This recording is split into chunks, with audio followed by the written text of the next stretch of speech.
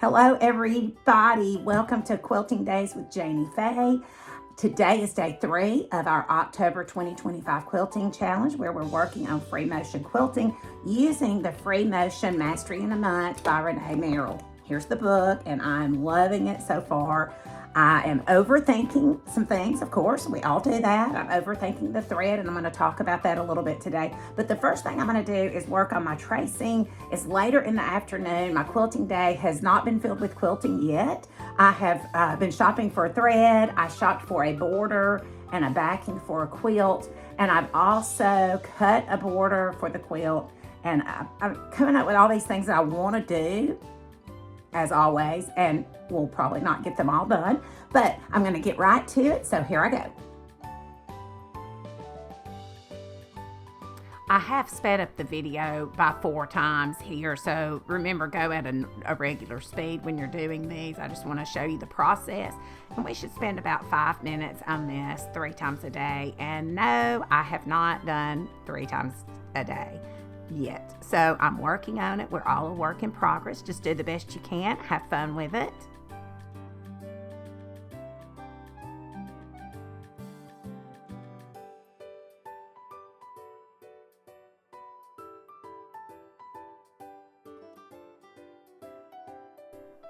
And also a reminder to you and to myself that you can turn the paper in different directions as you're practicing. I forgot to do that here, but that would be very helpful just to learn to maneuver in different directions. Keeping in mind, you notice how the ruler needs to be as straight as possible, because when we're using our fabric, we're not going to be turning it. We're going to keep it in a straight motion.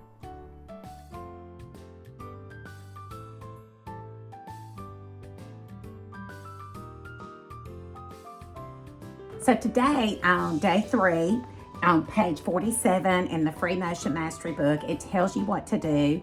Every day we need to be tracing the shapes with our dry erase pen, and also if you have a tool or something that you could create to be able to get that hand motion, your 2 hands working together.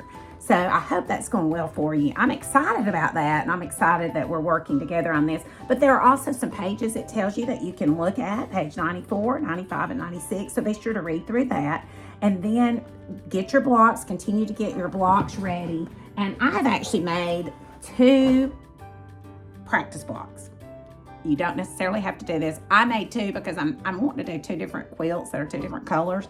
So I have a block for each quilt to practice on. I do want to show you, okay, it does tell you on page 95 to do the exercise on page 95 to find your hand speed and your stitch length. And so I'm going to work on that now. You want about 12 stitches per inch, 12 to 15 stitches to an inch. And then it also talks about how to begin and end your stitching. And so the first thing I'm going to work on, though, is I want to decide what kind of thread I'm going to use, because I've really overthought this. I want to show you what I'm looking at. Here is my practice block where I was trying to figure out, okay, what thread do I want to use? How should I set the speed on my machine? And this is what I discovered for myself. I'm going to line up the top of this lever to the dot, and that's going to work for me. Now everybody is different, so you just have to play around with it. You will measure an inch and then count the number of stitches, and the book says I think you want to have between 12 and 15, 12, 14, 15. Here I had 18, so when it is too many, you adjust the speed to make it where it is better. So like here, there was 11 stitches per inch. Here was 16. So here I got to 14. And when I was at 14, that is the setting I had it on. So that's what I'm going to leave it on. So now my biggest question is, what thread should I use? So I've got this. This is the piece that's going to be the print with this. And I'm thinking, okay, do I want to go red because it will not be seen if I make mistakes? Do I want to go bold where the white really stands out, but also the blue with the variegated is a different touch? Now, the back of this is also, it's kind of a grunge red, so you can see how that will look. I've got to make that decision. But I do know on the printed, I'm going to use the white. I'm going to use white on my printed, on both of my prints. All right, so here's my next practice block. That's what I did yesterday, but that was with the variegated turquoise. Now I've come in with the variegated purple and pinks. The reason I chose that is because the coordinating block that's going to be in the quilt is purples and pinks. So when you look at it here on the camera, you can see how the dark purple is just going to pop out. I'm not sure if I'm going to like that. And here we have the turquoise where you can't see all of the turquoise, and then the dark turquoise pops out at times. So when you come out away from it, that's what it's looking like. Here, the white does not show up a lot, and it's like, okay, is that what I want?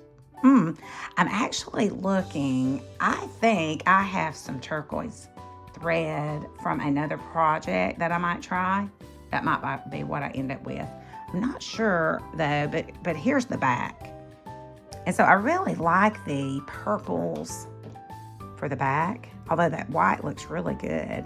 One thing I did do, let's see, in this one, I put the pink and turquoise, the pink and purple on the top, and then I put the turquoise on the back, just to get a feel like if I did two different ones. So feel free to leave in the comments what you like. I'm just not sure if I'm going to branch out. I'm thinking on this quilt, I'm going to go no variegated.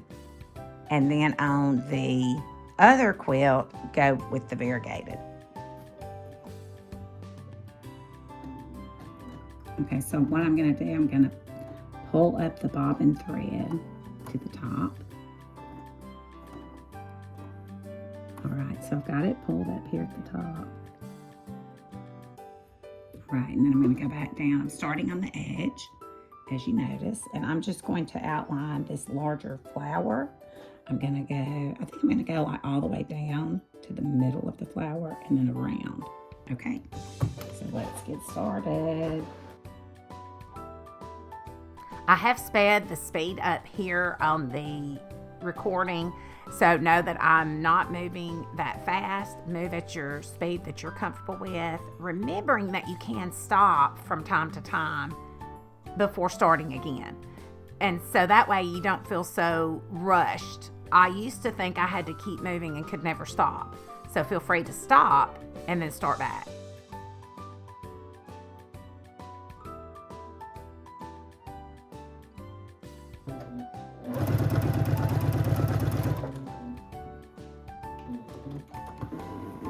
Okay, I'm going to just stop and see what the back looks like. So there's the back. I was having a little trouble seeing what I was doing, as you notice with this thread. So that is a little concern on this fabric on the front, because I could not see what I was doing because the white is so white. So I'm actually going to go with the variegated and see what happens. Okay, I'm going to put my presser foot down. I'm going to pull up the bobbin. All right, see that thread loop came through. I'm going to pull it to the top, pull these threads to the side, and then I need to cut them off after I get started a little bit. Pull. Come on now. All right, the book talks about this. You can read up on that a little bit. And then I'm going to go down into that hole. I'm holding these threads to the side. Let's see what this variegated is going to look like. Whoa. Oh, no. Oh. Somehow I accidentally raised the speed. Here we go.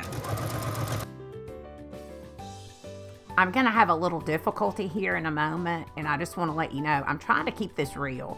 I do have a little difficulty with the thread, so just know this is a process, 1% better a day.